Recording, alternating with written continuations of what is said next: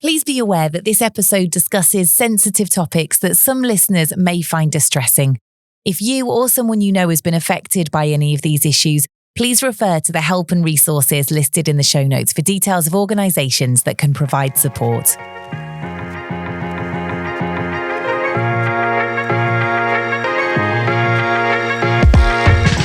Welcome to Mindful Merseyside, the podcast series which aims to improve everyone's physical and mental health in the Liverpool City region and beyond. This episode is all about suicide prevention in schools, so obviously it's quite a difficult topic to talk about, and it was. Suicide is the leading cause of death in young people in the UK, but little active suicide prevention work is taking place, and that's especially true in schools. But of course, schools are a universal access point for children and young people, and they provide an ideal opportunity to reach a large number of young people and equip them with the skills and information that they need. But that just isn't happening in some areas. Now, while some suicide prevention programs do exist, there are few in the UK and they've not really been rigorously tested. And there's currently no guidance provided by the Department of Education to schools on how best to educate and support young people regarding suicide. Now, the chat that we had is really interesting, and we talk about the best and most effective methods to educate children and young people about suicide prevention and how best to do that in a really safe and proper way, really, because they are difficult conversations to have, the difficult conversations to listen to, and obviously difficult conversations for teachers to implement as well. We also talk about the ways that it could be implemented in the school curriculum and why that's so important. Now, in this episode, there's a broad spectrum of guests. We've got somebody speaking from an academic point of view. We have a guest who is community-based, working in this field. And we also speak to bereaved parents whose daughters have died by suicide. So this chat was very informative, it was educational, and it was also very personal as well, and emotive. So let's get into it. I'm joined by Dr. Emma Ashworth, Senior Lecturer in Psychology at LJMU, Lucy Oliver from Merseyside Youth Association, and we're also joined remotely by three dads walking, Mike Palmer, Tim Owen and Andy Airy. So welcome, everybody. Thank you for being here. I think it would be nice to start by just asking you all individually why this subject is important to you, what involvement you have with it, and why you wanted to be involved in this podcast. So Emma, let's start with you. Yeah, so I'm, as you say, a lecturer in psychology at John Moores, and my research is all about children's mental health and looking particularly at school-based interventions and ways that we can help to promote good mental health and prevent mental health difficulties from developing. And as part of that, really, it's just suicide has become more and more of a thing that's happening in schools. It's being raised by teachers, it's being flagged by young people as a concern. And so it's kind of been a natural progression for me, really, in terms of my research to get more invested in this topic, really. Yeah. And what about you, Lucy? Oh, hi. I have been in education for a long, long time. I was a teacher for over 20 years. And then I focused on, because I was teaching young people with mental health issues. So I came out of teaching and wanted to support more in the mental health field. I was a mental health lead in Beth, Mike's daughter's college, and supported the students through Beth's suicide. And I've had a caseload of students that have presented with suicidal ideation, and I'm leading in the field now of safety planning. We do at MYA in our mental health promotion team. We cover a wide range of issues through mental health promotion for children, young people, parents, carers, staff that support them. And we really do address and we look at the need. So we respond to the need. And obviously, like Emma said, the suicidal prevalence is increasing more and more. So our provision has increased. We do a suicide prevention model called How Serious is Serious. And that was informed by Papyrus. And also I lead on safety planning. And actually the tool that we use there for safety planning. And just after this podcast, I am going to deliver on a bespoke student program called Students Get Serious. And it is young people supporting as peer mentors, because quite often people in crisis are going to their friends, and their friends are having to come, and in an academic, they're having to come back into their colleges and their universities and carry on their studies whilst they've been supporting their friends through the night when they don't get the professional support. So it's really, really crucial. Yeah. And Mike, there'll be lots of people listening who do know who Three Dads Walking are. But for those that don't, can you just explain exactly who you are and how it came about? Well, we're myself, Andy and Tim. We're three fathers who've been bereaved by suicide. Sadly, we've all lost daughters. I lost Beth, Andy lost Sophie, and Tim lost Emily. So fate brought us together actually through our surviving children, through social media and through the wonderful charity Papyrus. It's brought us together. And even though we live in totally different places, Andy lives in Cumbria, I live in Manchester, and Tim lives out in Norfolk, we have common goals. We believe so many young suicides can be prevented. And we believe by introducing suicide prevention as a compulsory part of the RSHE curriculum, we can do that. And that's what we're obviously pushing for and working with the Department of Education to make it happen. And what, if any, suicide prevention work is already being done in the region? I mean, I want to know this nationally as well for children and young people. So Lucy, let's start with you and, what's happening locally in our area?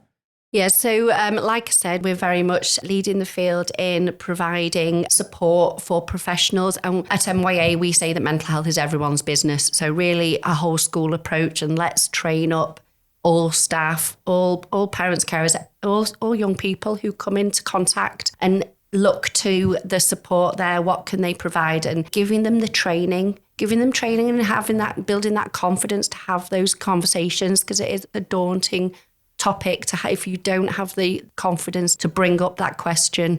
So we do half days, free training on Zoom in the serious suicide prevention model, but also the half day in safety planning as well. Like I said, we've got this training going out to a lot of the HE and FE settings across Liverpool at the moment. We've also rolled out a national resilience framework model that anybody can go on it's resilienceframework.co.uk, and that is the 5 core components of resilience, and people can go on and assess where they're at and what they need more support with in how to build resilience. And then that very much gives examples of how to access that support. And we've also created one for families and how to build their resilience, and also schools as well. So very much a whole wrap around the child and the young person care there. And in terms of the schools, what's the uptake on that? And are you going to the schools or are the schools coming to you? How does it work? How do they access it? It's on Zoom, it's free, and the safety planning gets full up very quickly. So every space goes. So the accessed on Liverpool CAM's website. So, and are there lots of schools coming to you saying that they need that support? Yes, they are. Yeah. And we speak to the young people as well. We give the young people student voice as well, and young person voice as well. So we've led consultations with the young people to assess where they think the support is or where they think the lack is and what can be done, and giving them that input, that opportunity to be involved, because it's very much important for them to be involved in the process. Yeah. So, yeah. And in terms of outside of Merseyside, this will be one for Mike, Tim and Andy. How's it looking nationally? Fragmented. And that's the one thing that we accidentally fell into this world, because of Sophie, Beth and Emily. We didn't choose to be here. Yeah. But because of what we've done, the walks across the country, by physically moving across the country, we've met all kinds of people everywhere, really. And the thing that screams out all the time is there's people across the country doing some fantastic stuff, but there's so little of it that's actually joined up.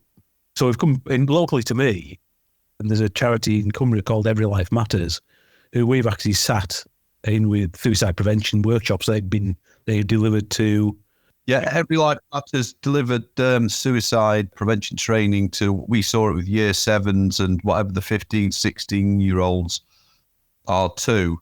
It was over 6 weeks that these courses were delivered, and we saw the final courses. And the thing is with teenagers that, obviously you wonder really sometimes what's going in when you sat in a lesson, you're watching. But we spoke to these young people afterwards, and they were utterly inspiring. They all had a level of awareness around suicide prevention. that they didn't have before. I mean, this is obviously for themselves, it's for their friends, it's for their family, and obviously they're going to be parents one day. So they all have that level. And the point is, people often ask, say that it's a scary subject to deliver. You mentioned suicide and it'll happen. Obviously, the research shows it doesn't. If you empower people to talk about suicide and whatever, they're more likely to reach out for help. But seeing these courses delivered and seeing they were done safely, they were done sensitively, age appropriately, it's a fantastic thing. It moves upstream from all the intervention and prevention stuff. It actually gives them the life skills to start off with, to carry on through life. And, I think it'll make a massive difference. And Tim, what's it looking like where you are? Bad. Simply bad. Schools are engaging in different ways. Some teachers are quite forward-leaning, head teachers are quite forward-leaning. Others, I went down to Essex about a month ago and I spoke to the heads in pastoral care about 50 schools. I was invited down there, just gave the Three Dads Walking story. And after that, I had a load of approaches from schools that kind of want to engage. But, there's just me. I'm just a dad. I'm not an expert at all. So you can see that the need for it's out there. You can see some teachers, some leadership teams are really concerned about the subject and they don't know how to engage with it because they haven't been told to engage with it by the government. And I think if you had that framework in with nationally saying, you are to engage this, you are to give your kids suicide prevention training, then that would be a good thing. We give our kids fire training, we give our kids road safety training. People on the roads, there's about 1,500 people every year die on the roads. Every one of those is tragic. But how much effort do we as a society put into road safety? We put nothing into suicide prevention. Yeah, it's an excellent point. And that isn't proportionate. It's just not proportionate. Yeah, absolutely. I was just going to say on the walks, what we did, the other groups of people we met were people from lots of suicide bereaved parents. We also met loads of teachers and people from public health and the like, who were so frustrated that the suicide prevention only got brought into schools after a pupil had taken their own lives. Right. Which is just plain stupid. Why wait till a young person takes their own life to call in to equip these young people with the skills that are necessary? We should just get, as Michael said, get ahead of it. Yeah. Them. Absolutely. And Emma, what does the current research say about suicide prevention in schools?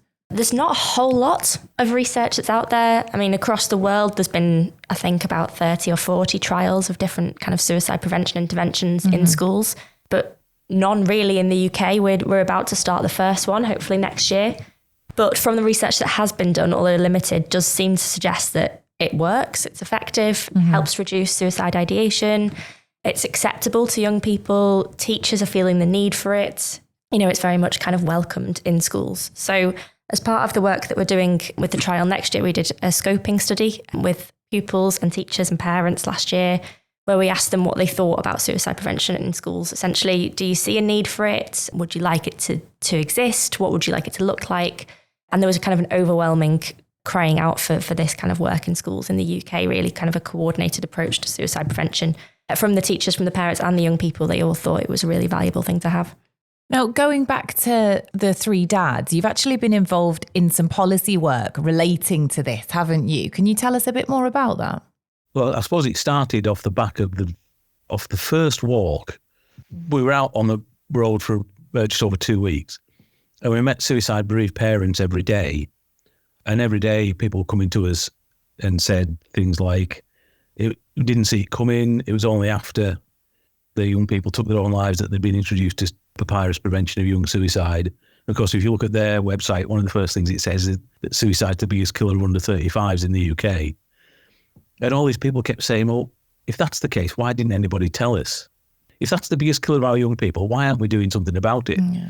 So by the time we got to Tim's village in Sholdham, we'd kind of got revved up, a bit of a kind of a, because we kind of accidentally developed a collective voice from all these suicide bereaved parents, we felt we had to ask the question.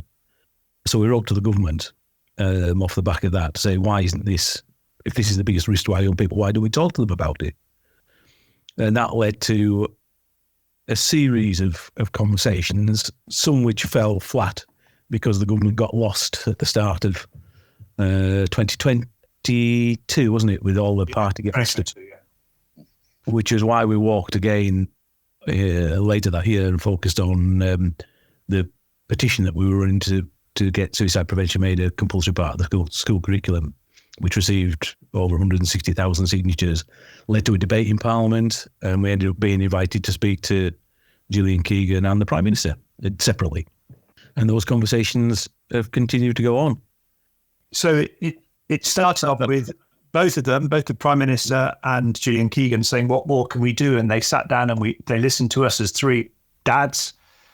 The Prime Minister approached us firstly as a dad rather than the Prime Minister, and he was so empathetic. It was humbling, really. And Gillian Keegan, likewise, very supportive of what we are asking for. And she convened a series of round tables, not with us. We're just three suicide bereaved dads, but we've met loads of people like Emma, etc., around the country. And we got all of these experts around the table with the Schools Minister, Nick Gibb, to say, should we put suicide prevention in the school curriculum? And then it quickly moved on, as Emma's already alluded to, that everyone's saying we should do. How do we do it safely? And that's the question that's been asked. And that's what we're waiting on, the public consultation now from government, which will be a real kind of step forward about this is what we propose to do. So, yeah, we set off as three dads in 2021 to raise a little bit of money each and raise a bit of suicide prevention awareness. And we've become accidental campaigners, totally accidental campaigners, that hopefully will result in some action by Department for Education. Yeah, absolutely. Yeah. Now, obviously, everyone who's speaking here is very pro this, but I would imagine that from some places there might be a bit of reluctance to have these conversations and this training in schools. Lucy, I'll start with you, with your background in teaching. Why do you think that might be? Well, I mean, this is it. I know of a school who has said we don't have the language after someone has taken their own life. So we're too scared. We haven't got the confidence to do that. And it is, I lead on the whole school approach across Merseyside, and it is that emphasis, that structure of embedding mental health as a priority across their educational establishments, setting that, going in, and it's a no-brainer to me, really. I mean, obviously, I've been in education, but I'm also in the mental health field. So I know that if we address the need of the young person first, then learning can take place. But a lot of places kind of think that it's going to impact on the opportunity for learning. Mm-hmm. But it's making that mental health a priority and embedding the openness of having those conversations, that school is a safe space to actually do the talking, to embed it across the whole ethos and environment of a place, and to have that structure in place where it's in the curriculum, parents and carers are supported, it's everywhere on displays in the environment, and it's having that opportunity to go, you're safe, you're warm, you're welcome, you're included here. Let's have these conversations, and how best can we support you? And signposting as well, having those opportunities to know, well, if we haven't got the information, where can we go? Some like myself, we have a lot of training, but some people don't know about us and the free training that we provide. So we like to make the offer of our provision really accessible. Yeah. And, when we can, provide it for free and easily accessible for anybody who needs it, just to build up their skill set so they can build up that confidence to have those conversations. Yeah. And Emma, do you think that some of that reluctance comes from a place of fear sometimes? Yeah, I think definitely. I think from teachers' perspectives, what they seem to tell us, that they feel unequipped to talk about mental health generally with young people, but that kind of gets amplified when the topic of suicide prevention comes into play, really. And they really don't know what to say. They don't know where to go next. They don't know what to do. They're worried about saying the wrong thing, making it worse. So they kind of say nothing. But there's also this kind of stigma or myth that prevails, in the sense that talking about suicide is going to make young people more likely to have a suicide attempt. And again, that has come up in our research, participants saying, I am worried that this would happen if we brought this into schools. And actually, there's a lot of research which says that's not the case at all. It doesn't increase the risk of suicide. And actually, it can make young people feel better talking about suicide. So it's the total opposite. But there is definitely a fear still that it's going to make it worse. You know, we had one teacher or young person say, they teach about drugs and alcohol in school all the time, but we don't worry that the young person's going to go straight to the off license and buy some drinks. So, you know, kind of why are we so afraid of talking about suicide prevention in the same way? Yeah. And I think it'd be interesting to get the three dads' thoughts on this, you know, from a parent's perspective. What are your thoughts? The thing is, when our kids go to school, especially when they go to high school, we give them all a mobile phone, don't we? They all have a mobile phone. So they've got instant access to the whole world on that. Yeah. So if they want to Google suicide, they're having suicidal thoughts and they want to Google suicide, they will. And that'll take them to the place where you don't want them to take them to. And if we, as a bunch of adults, haven't had that conversation with them, they'll start talking to their peers about what we should be, what can they do. And I heard a horror story from another doctor the other week where she had overheard some 12-year-olds kind of triaging their friend who was attempting to take their own life. And the 12-year-olds were trying to handle that, and they didn't want to go to the teachers. Oh. So we are giving the kids the tools to look at research about suicide, and we're not willing to talk about it as a bunch of adults. And that, to me, is totally irresponsible. Yeah. Sadly, I think we live in a world of ignorance sometimes. I know, obviously, Beth, Emily and Sophie weren't at school. They were just after school.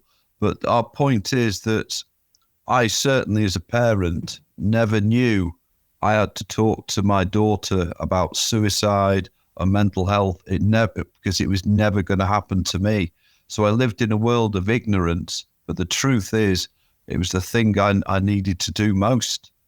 You know, and if we don't, you know, we need to make some parents wake up. You know, and it's basic awareness. You know, you may be able to spot the signs. My son, Gregor, before we went on the first walk, one of the things he said to me was, remember those PSAG lessons I used to have on a Wednesday morning, Dad? You know, when he used to come home on a Wednesday afternoon and say, that's another hour of my life I won't get back. He said, why didn't one of them, just one of them, be about suicide prevention? Or several of them in suicide prevention. If that's the biggest killer of young people, why didn't they talk to us about it? And it was that thing, we had that kind of rattled with all those questions we were getting asked by suicide-bereaved parents, which had got us really revved up on that walk. But it came down to it. Sophie was 29 when she died, so a long time after school. But, you know, thinking back, I would much rather have had a kind of challenging conversation with her about suicide and suicide prevention when she was going through her school years than having to stand up at a funeral and deliver a eulogy. You know, parents and adults, we need to get out of the way and allow these conversations to happen. You're right, it's got to be done in a safe and controlled way, but not talking about suicide is daft. You know, we're stupid not to do it. Yeah, I do think with schools as well, there needs to be, and education needs to be a shift between and a balance between academic qualifications and basic life skills in many, many areas. You know, I think we're seeing the evidence of this in universities when we're getting a lot of young people arriving at universities with a ruck of academic qualifications, but not even the life skills to keep themselves safe. And I think that is a huge failing in the education system. Yeah, absolutely. And there is the space in those PHSE lessons that, you know, that should be what those lessons are for, shouldn't it? These life skills and things that are really going to encourage these young people to be able to talk and have the knowledge that they need. Yeah, absolutely. I think that was part of the Three Dads campaign, is to get that introduced as a compulsory part of the RSHE curriculum, which we spoke at Westminster about in terms of looking at what that might look like and whether it should be included at all. And it sounds positive, I think, from what they're saying, that it is going to be introduced in some capacity on the curriculum. But I think we do need to be really careful, as the dads have alluded to, about what that looks like. Yeah. Do it in a safe way, thinking about who delivers it. If we know that teachers are already so burnt out and don't have the confidence or capacity to talk about mental health, we need to equip them as well. Yeah. But then also what happens if we get more young people disclosing that they feel suicidal as a result of this, is that we need to make sure we have a safety net in place for them and that there are appropriate services to send them to. So child and adolescent mental health services, the waiting list is so long that we can't just be encouraging young people to talk and then not doing anything when they share. Yeah. I agree. I'd like to see, I'm really passionate about safety planning as a tool. I'd love to see every school and everybody being used to what a safety plan is, and everybody and a wellbeing plan as regular. I'd like to see it in schools alongside getting their mark in the morning for registration, going in, measuring your mood. We have a wellbeing tracker called the Raw Rainbow on Merseyside, and the schools know about it. So it is, are you present today and what is your number on the Raw Rainbow? So that's measuring their emotional well-being at the time. So to embed safety planning, to embed well-being planning as a matter of course, that it would take 5 minutes of a day, of a school day. So I'm happy to say that on the suicide prevention strategy that's been launched, that safety planning is a priority now, and they're going to be developing a working group there. So fingers crossed that will be embedded as practice. Well, yeah. And I mean, something like that is so simple and quick to implement, isn't it? And I guess that can kind of give you an indication of children that need help way before we get to this point of the subject matter that we're talking about today. Yeah, absolutely. I know of one school who used the Raw Rainbow, the wellbeing tracker, and they measured in the morning and in the afternoon before a young person had gone home. The mood had gone down in the day, and it turned out to be a child protection issue, and that young child got the support that they needed because the school used that as a matter of course, as a resource. So to support the safety is absolutely crucial, and it should be a priority. Now, in terms of, this change that you're campaigning for, what kind of timescale are you looking at for that? Like when is that likely to happen if fingers crossed it does? It depends on the government pulling the finger out.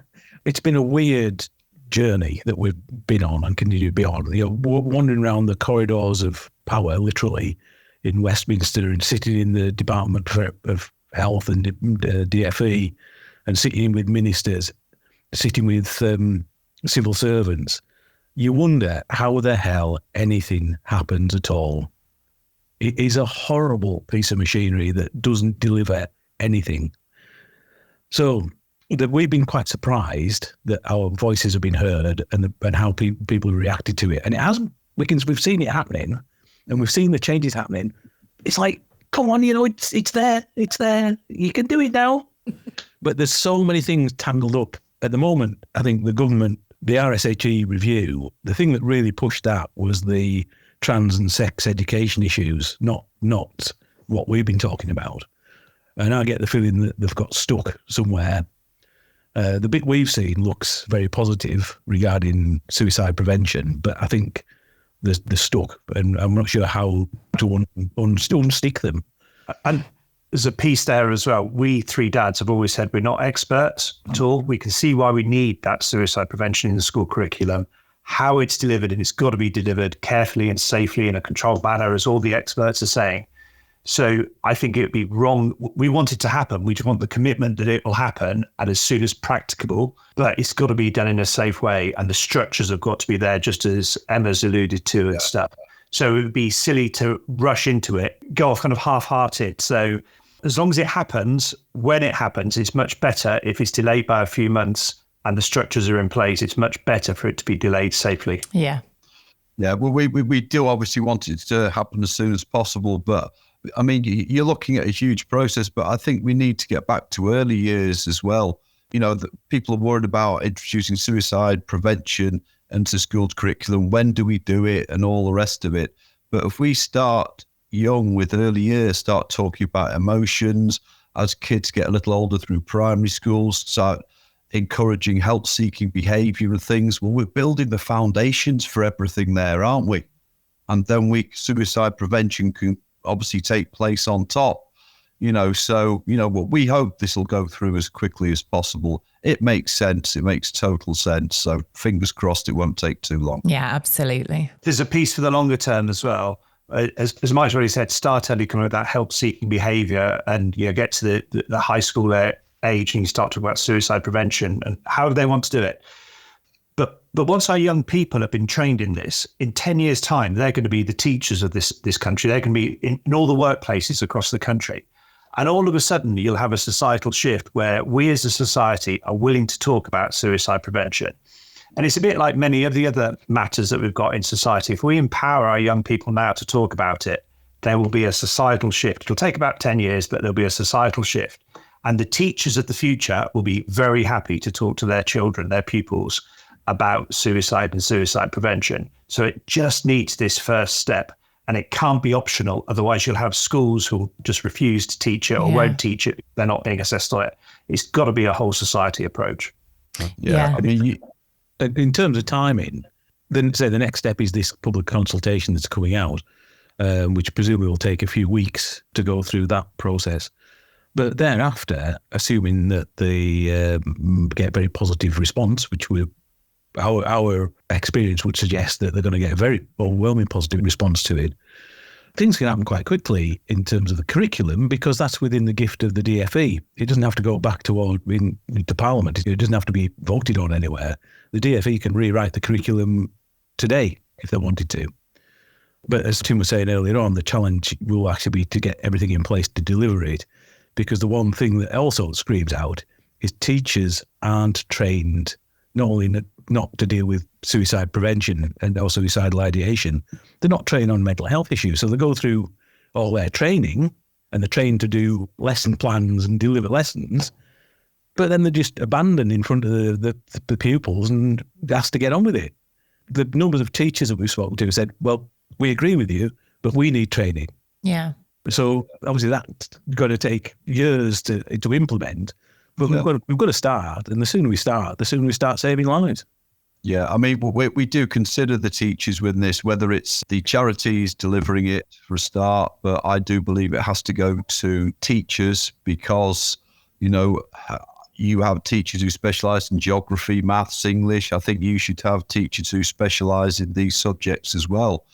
But I do realise there's a lot of pressure on the teachers. And from my experience of my wife is a teaching assistant within a primary school, but I know a lot of the teachers there who are first class individuals and wonderful teachers and a lot of them are leaving now because of the pressures of teaching. But I think they have their own mental health issues, but also they're dealing with the pupils as well that have everything's getting far more complex, and whether it's social media, whether it's the internet in general and whatever, there's so many pressures coming in from different angles here. I agree. We support the staff as well in schools. So we have staff wellbeing supervision model to support that. I know a colleague in my team has just come back after having a conversation with one school who was 30 of their teachers have left and one has taken their own life. Oh, so God. Focusing on the staff wellbeing as well is massively key. Yeah, absolutely. So as well as the curriculum, what else are you working on together now? So I think the thing that brought us all together originally was that here at LJMU, we've been doing some research looking at, as we've said, suicide prevention in schools. And we've done kind of a scoping study looking at whether that is needed here, what it should look like and all that kind of thing, which is how we got talking to the three dads originally, sharing that kind of information. And we've been doing some work with a team in Australia, Origin at the University of Melbourne, who have been trialling a program called MAPS, the multimodal approach to preventing suicide in schools. They have had some success with trialling that over there. So we have looked at implementing that in the UK, essentially in schools in the UK. So we've just finished a pilot study of that in 2 schools across Cheshire and Merseyside. So it's all year 10 pupils. They all take part in a 3-hour workshop about suicide alertness, help seeking, warning signs, all those kind of things. They then get screened for suicide risk. So they get asked some questions about the sort of thoughts and behaviours.